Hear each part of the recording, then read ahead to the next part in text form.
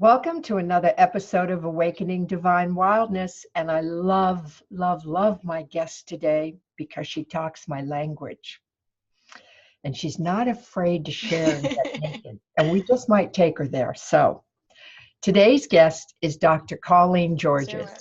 And she's an owner, founder of Rescript Your Story, where she provides positive psychology-based life career coaching, leads community wellness groups, and delivers speaking engagements.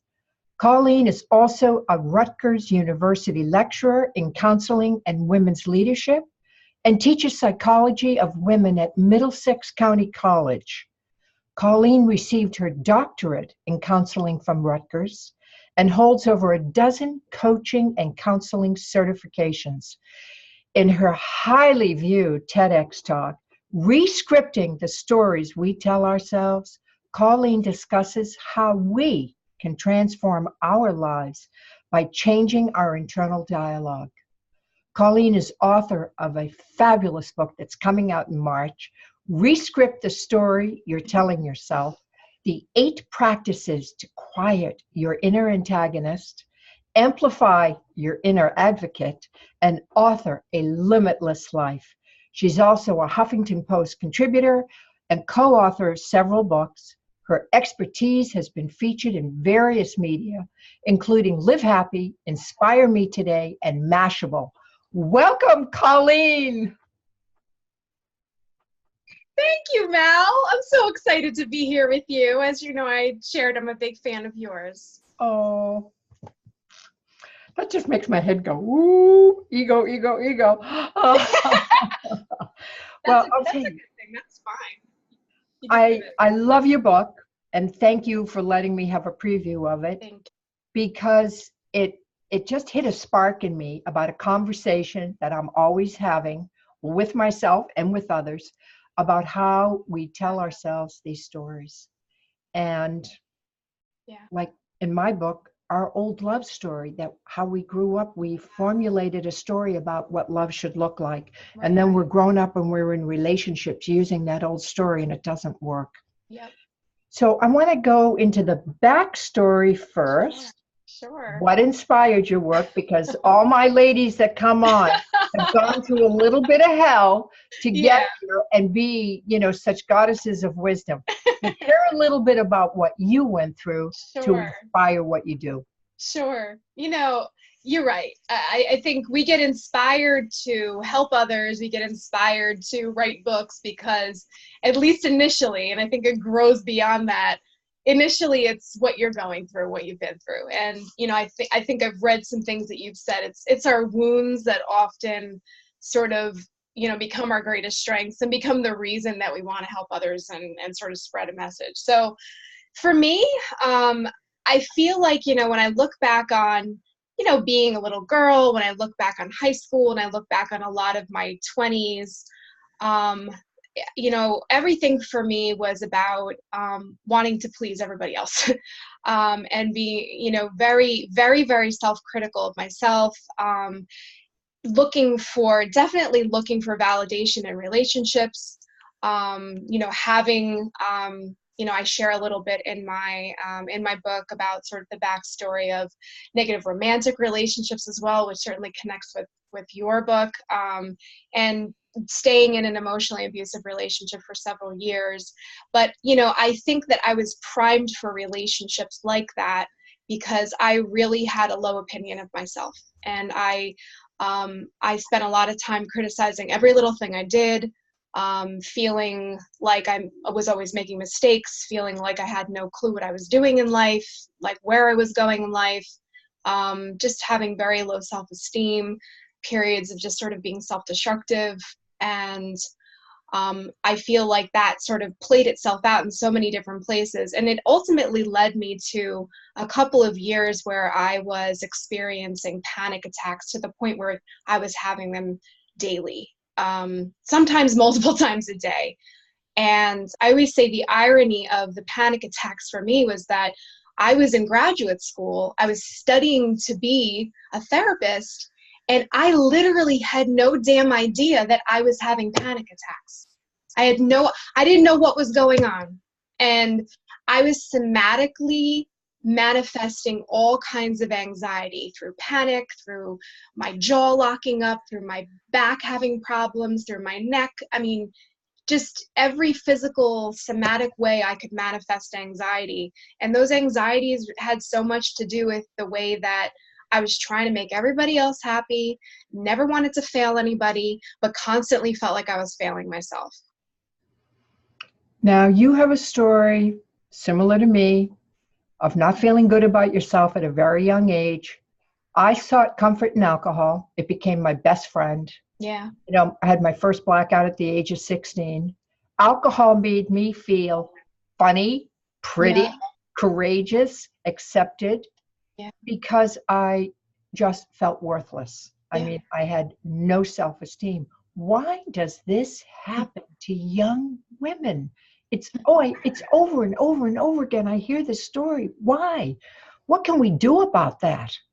You know, it's crazy because I think a lot of the reason that I work with, you know, teaching women's leadership, and I work with so many women college students, is obviously because when I was at that stage of my life, I felt like I was struggling so much. You know, I think that, you know, while there have been changes, while, you know, we've come a long way when it comes to gender equality, we know we're not there.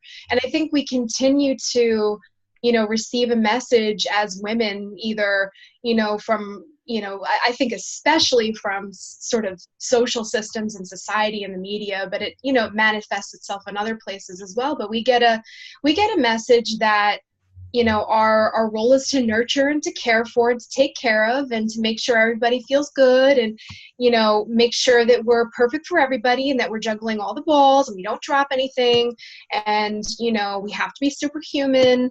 And that, yeah, that part of the dream of being a woman is that you'll get married and you'll have babies and you'll care for more people. And, you know, I think that we believe so much that that's what we're supposed to do, that that's the dream we're supposed to be following, that's what we do. We chase it. And it's not a possible dream, and it's not a self-love dream. It's a taking care of everybody else but yourself dream, and it doesn't work. You end up failing yourself in the process. I mean, you also talk about, you know, that struggle with perfectionism, which I think is part of that antagonistic, you know, mindset. So let's get into the antagonist versus the advocate, because this is really juicy conversation. This is the root of all evil and living a happy life. Agreed. You know, I think I'm a very visual person, and I have a real visual of, not that I see their faces, but it's almost like I can see that it's sort of like they sit on your shoulder, like the angel and the devil, so to speak, you know, right? I'm going to show you when I talk about ego. Here she is. Can you see her? This is Louise, my ego. She is a vicious, nasty little girl. Yes. Now, I've learned not to try to, to eliminate her. Right. I've learned that we have to work together. Yes. Oh, God. I have to work with her to be happy. If I try to fight with her and beat her down, it doesn't work. So when I read about your antagonist, Louise came right up. Oh my goodness. And you know, you say it perfectly. When I was writing and when I was thinking of the title, I originally had eradicate your inner advocate, your inner antagonist. And then I said, that's not it. It's not eradicating it. It's not going to be eradicated.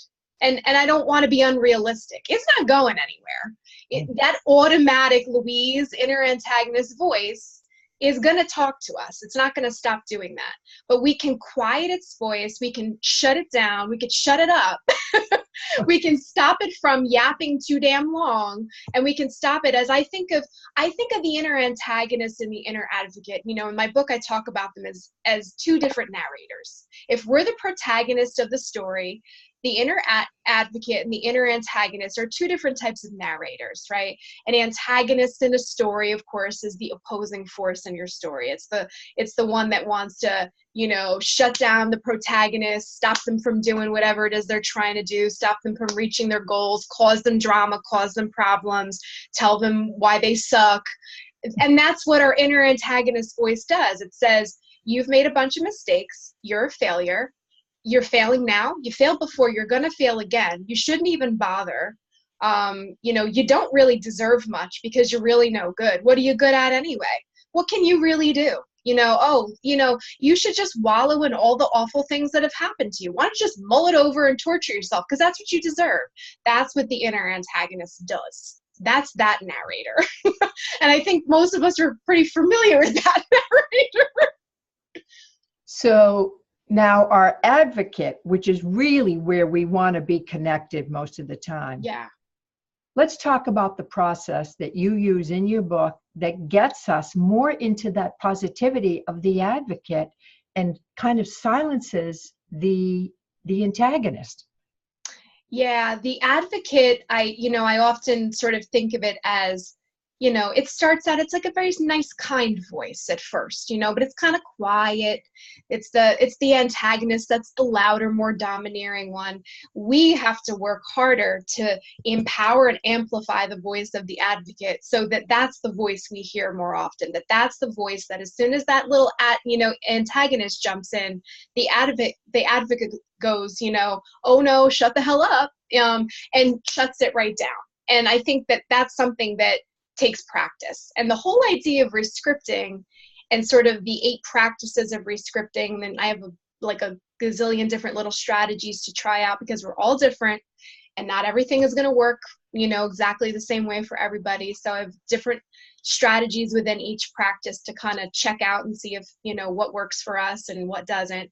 But it's the idea of sort of working on these 8 practices that help us to look within,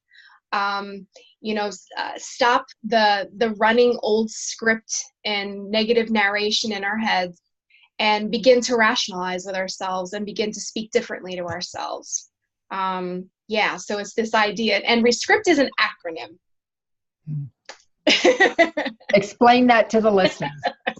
So Rescripting is both sort of a metaphor for literally like rescripting the words we say to ourselves, which is a lot of the strategies I sort of utilize in the book and I talk about with my clients.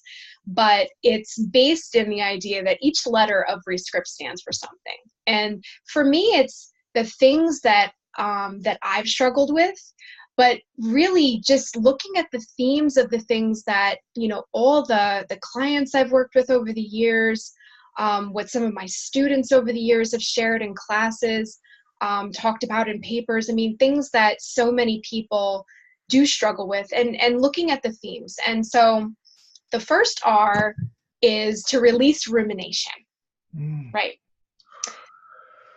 Yeah. One of the most awful and common and evil things that human beings do to themselves is we perseverate on a perceived mistake we made, a perceived shortcoming we have, some conversation we had with somebody, something we wrote, something we did, and we break it down and we analyze the shit out of it to try to determine how we fucked up. And we keep running it and running it and running it. And there's no purpose to it because it's just more self-torture, oftentimes over things that aren't even real. We just make them up. And even if they were, it keeps us in our head and it disempowers us because we're not doing anything. We're just running these awful things. Oh, you did this, you said that. Why does this person look at me that way? Why didn't they text me back? Am I going to get the job? No one's called me. You know, so-and-so hasn't spoken to me in days. Why? What did I do? You know, it wallows in old pain and runs through these old awful stories. So the first is, how do we release rumination? Letting go of all of the negative wallowing and that stuff. And yeah, I got to tell you, I'm guilty of that. I've done it. Yeah. It is so depleting. It is so draining. And Tony Robbins taught me a trick years ago. about negative thinking. And so I still use that. If I'm in that place of ruminating over and over about some tiny, stupid little ass thing, Mm-hmm. I will pull an elastic on my wrist and let that go and just say, that's it. We're breaking this right now. We are stopping this right now, because this is like a dog chasing their tail till they collapse. You know, Right. ridiculous. Yeah. Yeah. It doesn't go anywhere. You're Nope. right. It just goes in literally in circles, just like a dog chasing their tail. We don't do anything about it. So the first is, how do we, sort of release the ruminating thoughts? The second is engaging. They say the E is for engaging growth goals instead of evading them. So the things that we want to do, those big, sort of ways that we know that we're going to grow ourselves, whether it's professionally or personally or spiritually, or just something we know we want to do. And it's scary and it's going to take us out of our comfort zone. And so then that antagonist starts yapping and telling you why you're not good enough for that and how you're going to screw that up and not going to be able to do that. And you should just avoid it, because it's probably just a better idea to avoid it and stay in your lane, stay where you are. It's comfortable here. Even if it's not comfortable, just stay where you are. You don't know what's in that, that fire, that frying pan over there. And so it's engaging the growth goals instead of evading them. Going after the things that terrify you, but that are going to make you better, make you stronger, grow you outside of where you are right now.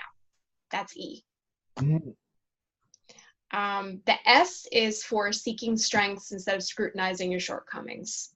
So making a very intentional effort every single day to assess what you're great at, assess what your strengths are, know them. I mean, there are assessments out there that'll tell you what they are, but you can do a lot of different, sort of exercises to think about, what have you been successful at? What have you done well? What strengths are you using? Are there themes there? Are there things that seem to always come up, things that people go to you for all the time?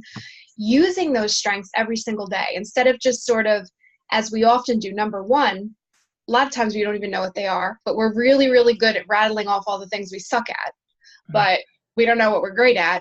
And I think that on some level, and I learned this while I don't really write resumes anymore, I really learned when I was a resume writer for many years, I learned that when you ask somebody what they're great at, they have a hard time telling you.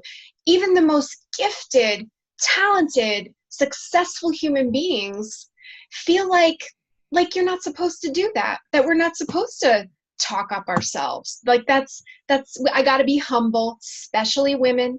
We should be humble. We shouldn't brag about ourselves like that. But how we do ourselves a disservice, because one, we're not letting ourselves be aware of what we're great at. We're spending all this time thinking about what we're not great at. And how can you go out into the world and use all of your superpowers if you don't even know what they are? Yeah. Right on, girl. That's my S. My C is my favorite because it's the one I continue to struggle with the most. And I say it's the one that I have to keep my eye on the most in my own life still to this day, which is challenged catastrophizing. Ooh. I am a gifted catastrophizer. I love that word, by the way. I thought that was brilliant. Loved it. Catastrophizer. Oh, I identify. Yeah.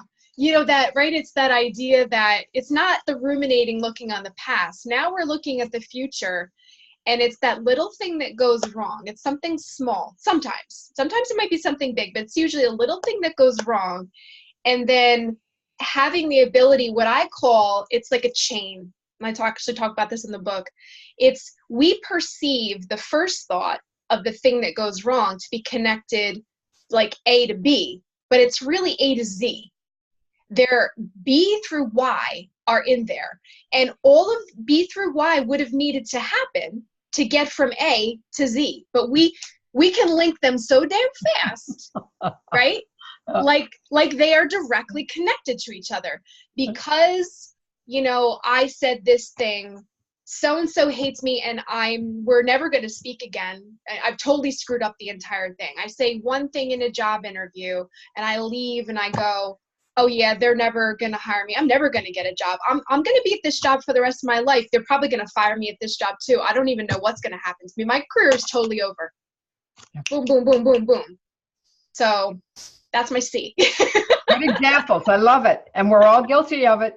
Yeah. And we do it in relationships and dating. We do it everywhere. We can just make mountains out of molehills. The second R is restrict regret, right? The looking back, the shoulda, woulda, coulda. If I had just done this, this would have happened. I made mistakes. I feel shame. I feel guilt. Why did I do this? You know, I ruined my life. I ruined this. I stopped myself from this kind of happiness. I should have done this when I was 20. I would have blah, blah, blah, blah. All that stuff we do that looks back and imagines what could have been, as if there's some sliding doors out there, because we have, right, you know, an idea as if we could have made one choice and then there was all these pathways. We made the choices we made, and we made them for a reason. They take us where we're supposed to go. And the I is for invite imperfection. Are you a fan of Brene Brown, Mel? Love her. Love her. Love her. Oh, I love her. She's wonderful. She is the first TED Talk I ever heard. And I think I got very sort of enamored with the idea of imperfection, especially being a recovering perfectionist, as we were kind of talking about earlier. So the idea that when we allow ourselves to be flawed, physically flawed, emotionally flawed, psychologically flawed, behaviorally flawed, to just be imperfect human beings in an imperfect world, and allow ourselves to bear that imperfection to other people. I think, one, there's nothing left to hide anymore. There's nothing left to feel bad about anymore. And you give other people permission to do the same thing. I think it's one of the most important thing we can do as women is to own our story. Yeah. Good, bad, whatever. Doesn't define you. No. And by owning it, it makes you so much stronger. You know, I'm very open about being in recovery and my struggles with alcohol and, you know, other issues I've had. And the more I talk about them, the stronger I get. Absolutely. I mean, I become fearless about this shit. Yeah, exactly.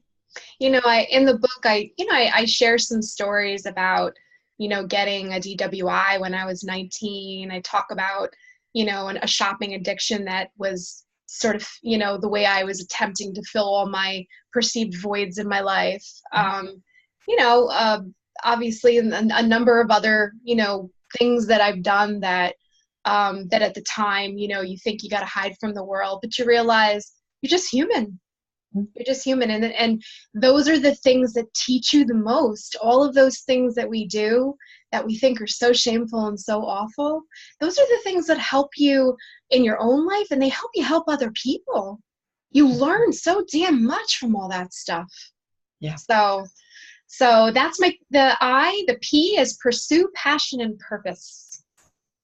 And another, you know, again, what I think is so critically important is, you know, I have something in that chapter called value your voice. And I think that's something especially big for women. It's something I talk a lot about in my classes, is, you know, poet Audre Lorde talked about, you know, transforming silence into language and action and using your voice for good and speaking your truth. And when there's something that you think is important, to stand up for yourself, to stand up for others, to stand up for causes that matter to us. The importance of infusing things that we love to do, things that bring us meaning, either into our work or our personal life, but to just make sure we're keeping ourselves alive and inspired and motivated in a world where sometimes you hear a lot of phrases. If you ask somebody that you run into on the street, how you doing? Oh, same old, same old. You know, how you doing? Oh, you know, it's Monday. Right? We have this very passive way of sort of thinking, well, life just gets old and boring. I guess that's just what happens. And so this chapter is about resisting the idea that we have to just let things happen, and that you can always keep life exciting and purposeful and passionate. Wonderful. And then the final one is the one that probably transformed my life the most, thankfully. A gratitude practice that I started after, I want to say it was about the year 2000, when I was really dealing more deeply with the panic attacks full swing and just really being in a very, very bad emotional place. And, debt, a lot of debt from buying my way out of sadness. I went to the bookstore and I saw Gratitude, A Way of Life by Louise Hay. I bought it. Something told me to buy it. I'll never know why. And it changed my life. And I've been practicing gratitude for 19 years every day. Isn't it interesting how the universe puts something right in front of us when we need it, to the point where you just can't ignore it? I mean, no, it's there, and you don't even know why. Yeah, and the same thing happened with me with a book that was for women in recovery, and I was like, "What is this?" And it was Ruth Fischel, and it was this little daily read thing, and I was like, "Oh."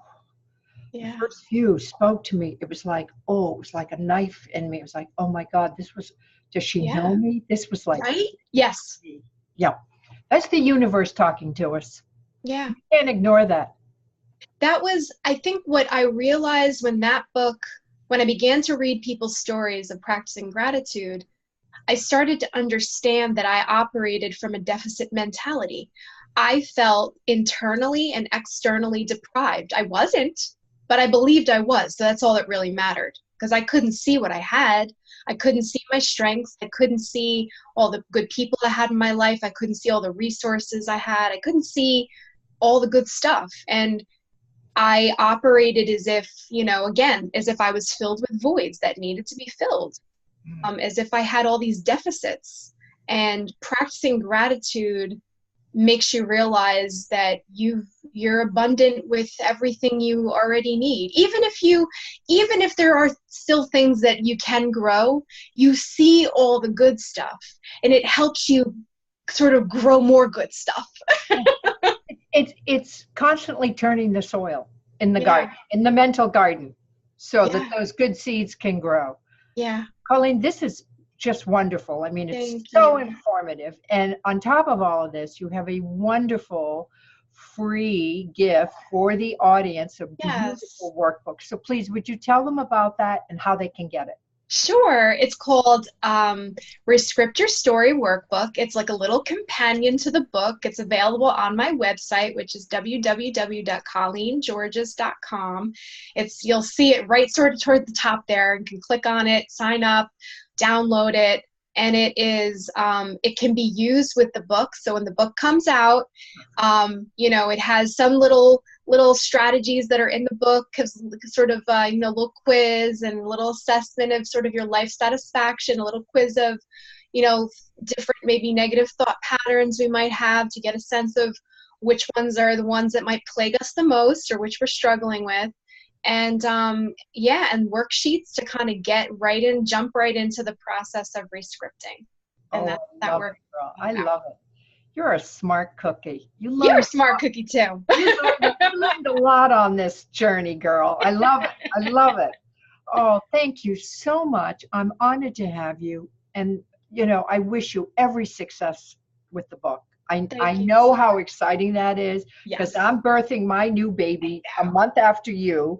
So I totally understand this process, and just, how exhilarating and exciting it is. But it's a fabulous, fabulous book. It's wonderful. Thank you. As is yours, because of course I've been privy to jump into your book as well, and I'm really, really, really excited. And I just replugging your book too, because I'll tell you, Mal, you brought me right back to a time in my life, my broken open moment. You talk about having a broken open moment, and we all have one, and you brought me right back to that moment where you realize I got some work to do. Mm-hmm. Yep, it happens for a reason. It has purpose and meaning. That's what we need to understand. Everything that happens to us has purpose and meaning. Yes, it does. Yes, it does. That's why there's no regrets and no mistakes. Got it. Thank you, lady. Thank you so much, Mal. I'm so excited I got to talk with you today. Awesome. See you soon. Okay.